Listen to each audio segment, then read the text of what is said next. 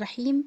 أحبتي في الله، السلام عليكم ورحمة الله تعالى وبركاته. مشاهدي الأوفياء، اليوم غادي نقدم لكم عصير منعش ومزيان بزاف وفيه فوائد كثيرة، اللي هو عصير اليقطين أي القرعة الحمراء. نبداو على بركة الله. في المقادير ديالنا نحتاجو القرعة الحمراء، ما عندناش هنايا ميزان، على حسب عدد الأشخاص.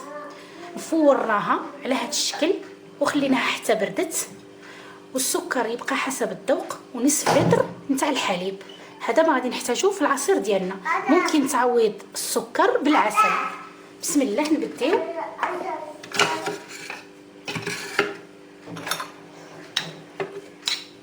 غادي نديرو القرعه ديالنا في الخلاط الكهربائي.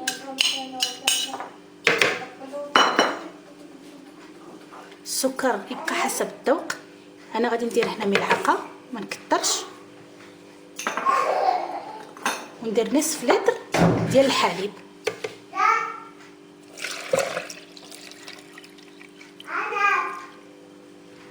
نطحنوا الكل ونولي معكم من بعد.